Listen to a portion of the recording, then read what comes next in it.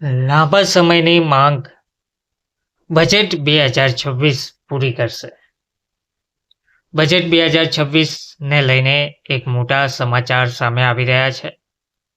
Budget 2026 પહેલા middle ક્લાસને મોટી રાહતનો સંકેત જોવા મળી રહ્યો છે અને આંગણવાડી બહેનોને સાચો ન્યાય મળશે તેવું કહેવામાં આવી રહ્યું છે. બજેટ 2026 જે મધ્યમ વર્ગ મિડલ ક્લાસ લોકો માટે મોટી રાહતના સમાચાર લઈને આવી રહ્યું છે અને આંગણવાડી બહેનો જે લાંબા સમયથી માંગ કરી રહી છે પગાર વધારાને લઈને, પરંતુ હજુ સુધી પગાર વધારો જે જાહેર કરવામાં નથી આવ્યો.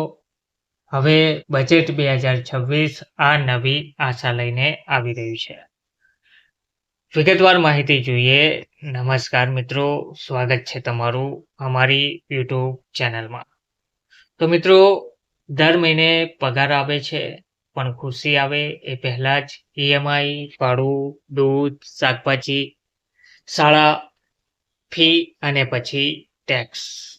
અને બીજી બાજુ એક આંગણવાડી બહેન છે જે બાળકોને ભણાવે છે, પોષણ આપે છે, સર્વે કરે છે, પણ પોતાનો પગાર સાંભળીને આજે પણ ચૂપ રહે છે.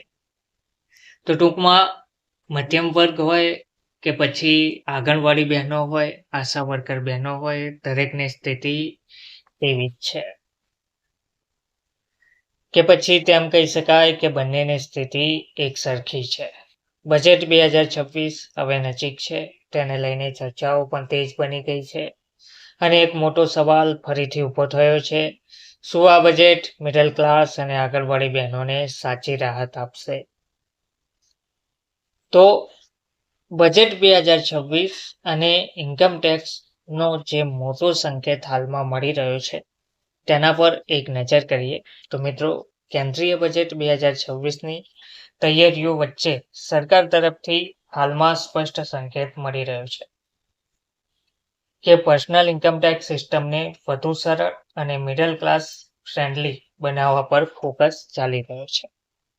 બજેટ 2025માં શું બદલાવ્યું હતું? તો નાણામંત્રી નિર્મલા સીતારમણે બજેટ 2025માં ન્યૂ ટેક્સ રિજીમ હેઠળ એક મોટો નિર્ણય લીધો હતો. બેઝિક લિમિટ 3 લાખથી વધારીને 4 લાખ રૂપિયા જેટલી કરી દીધી હતી. જે બેઝિક લિમિટ હતી તેને 3 લાખથી વધારીને 4 લાખ કરી દીધી હતી, જેનાથી ટેક્સમાં રાહત જોવા મળી હતી. હવે સ્ટાન્ડર્ડ ડિડક્શનમાં પગારદાર કર્મચારીઓ માટે ₹75,000 કરવામાં આવ્યો હતો. પરિણામ તે આવ્યું કે 12.75 લાખ રૂપિયા સુધીની આવક સંપૂર્ણ ટેક્સ ફ્રી થઈ ગઈ. લોકો કેમ ન્યૂ ટેક્સ રિજીમ તરફ આગળ વધી રહ્યા છે, કે સવાલો કરી રહ્યા છે, કે માંગ કરી રહ્યા છે? તો આંકડા ખુદ બધું કહી દેશે. અસેસમેન્ટ યર 2024-25 કુલ ITR 7.28 કરોડ હતો. New tax regime 5.27 crore, 72%. Old tax regime માત્ર 2.1 કરોડ. સ્પષ્ટ જોવા મળે છે કે સરળ સિસ્ટમ પ્લસ ઓછો ટેક્સ બરાબર લોકોનો વિશ્વાસ. આ ટ્રેન્ડ બજેટ 2026ના નિર્ણયોને ચોક્કસ અસર કરશે તેવું જોવા મળી રહ્યું છે.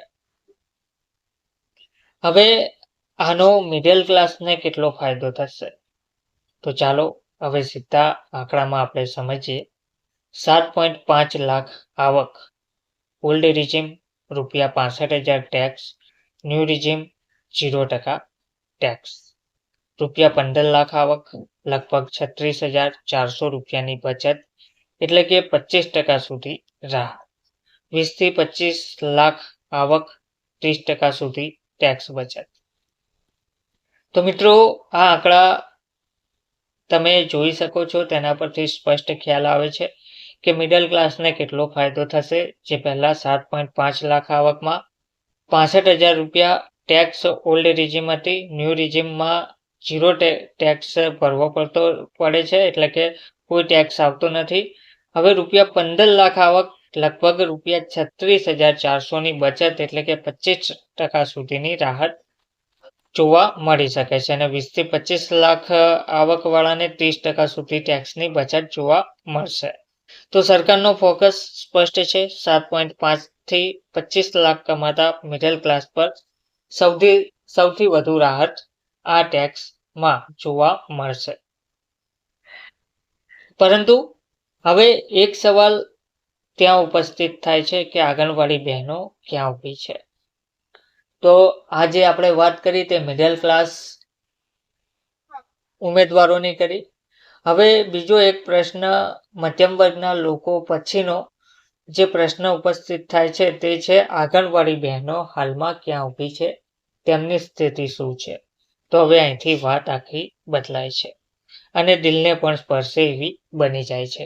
તો મિત્રો, જ્યારે આપણે ટેક્સમાં રાહતની વાત કરીએ છીએ ત્યારે એક વર્ગ એવો છે જે ટેક્સ પણ આપે છે અને નથી એમની પાસે બચત કે સપના પૂરા કરી શકવાની તાકાત. જ્યારે આપણે ટેક્સમાં રાહતની વાત કરીએ છીએ ત્યારે એક વર્ગ એવો છે જે ટેક્સ આપે પણ છે પણ તેમને બચત સપનામાં પણ નથી તેવી રાહત જોવા મળી રહી છે.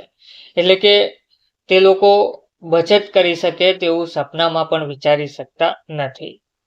તે છે આંગણવાડી બહેનો. આંગણવાડી બહેનો વિકાસની સાચી કડી છે. એક આંગણવાડી બહેન બાળકોને પોષણ આપે છે, મહિલાઓની દેખરેખ રાખે છે, રસીકરણ, સર્વે, ચૂંટણી, સરકારી કામગીરી, ગામની પહેલી શિક્ષિકા વગેરે તે છે. આપણે દરેક વિડીયોમાં આ કહીએ છીએ કે આંગણવાડી બહેન આ દરેક કામો કરે છે. સાચી વિકાસની કડી આંગણવાડી બહેનો છે. પણ તેમનો જે પગાર છે તે ઘણી જગ્યાએ 8 થી 10 હજાર છે. મોંઘવારી સામે ખૂબ જ ઓછો પગાર તેમને મળી રહ્યો છે. કોઈ પેન્શન નથી મળતું, કોઈ સ્થાયિત્વ નથી. બીજો જે મહત્વનો મુદ્દો છે કે તેમને ના નોકરીનું કોઈ સ્થાયિત્વ છે કે ના પેન્શન જેવા કોઈ લાભ પણ મળવાપાત્ર રહે છે.